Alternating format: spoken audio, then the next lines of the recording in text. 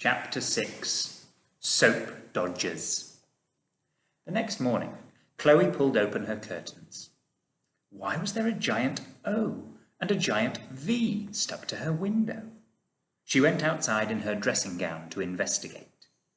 Vote Crumb was spelled out in giant letters across the windows of the house. Elizabeth the cat pattered out with a rosette emblazoned with the words Crumb for MP attached to her jewel-encrusted collar.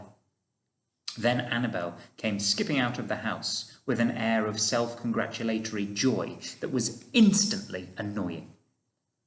"Where are you going?" asked Chloe.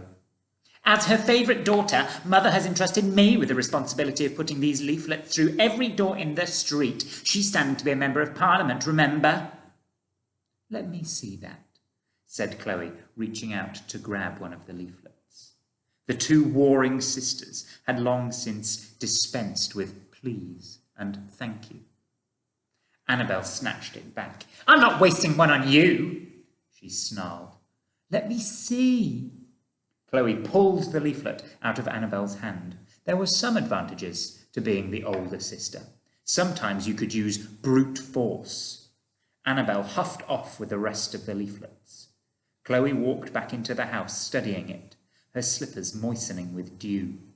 Mother was always going on about how she should run the country, but Chloe found the whole subject so dreary and dull that her imagination would float away into La-La Land whenever the subject came up.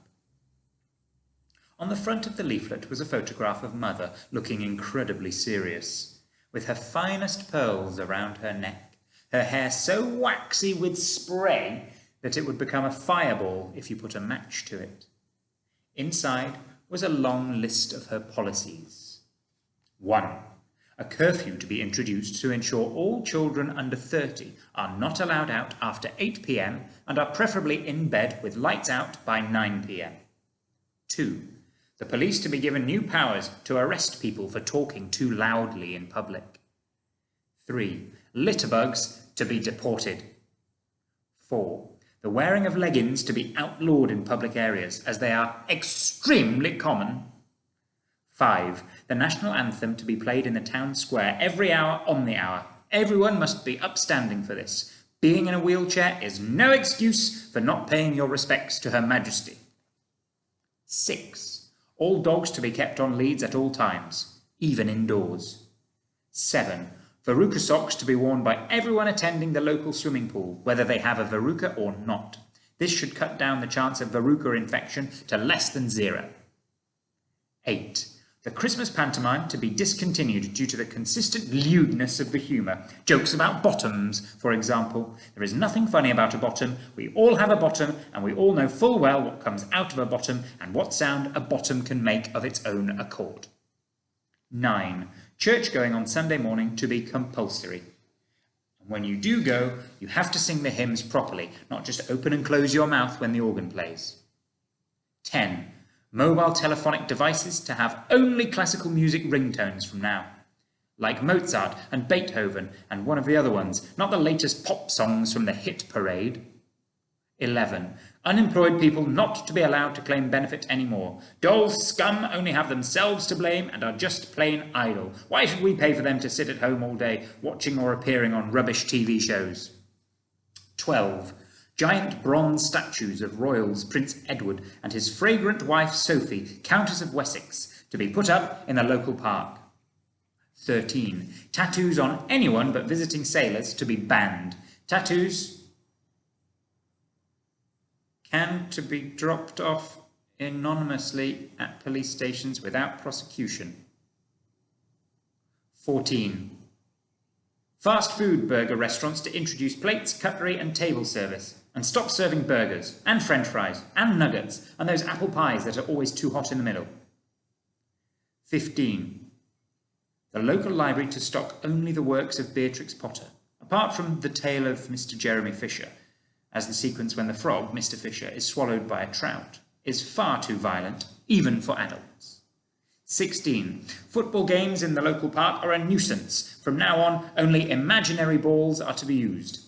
17. Only nice films to be offered for rental in Blockbuster. That is to say, films about posh people from the olden days who are too shy even to hold hands. 18. To combat the growing problem of hoodies, all hooded tops to have the hoods cut off.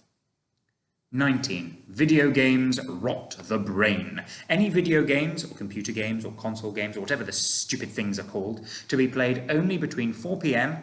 and 1 minute past 4 every day. 20. Finally, all homeless people, or soap dodgers, are to be banned from our streets. They are a menace to society, and, more importantly, they smell. Chloe slumped down on the sofa when she read these last sentences. There was a loud squeak as she did so. Mother had insisted on keeping on the plastic covers the sofa and armchair had arrived in, so as to keep them immaculate. They were indeed still immaculate, but it meant your bum got really hot and sweaty. What about my new friend, Mr. Stink? Chloe thought. What's going to happen to him? And what about the Duchess? If he is banned from the streets, where on earth is he going to go? And then, a moment later, wow, my bum is getting incredibly hot and sweaty. She chaffed her way sadly back up the stairs to her room. Sitting on her bed, she stared out of the window. Because she was shy and awkward, Chloe didn't make friends easily. Now her newest friend, Mr. Stink, was going to have to leave the town, maybe forever. She stared out through the glass at the deep, blue, endless air.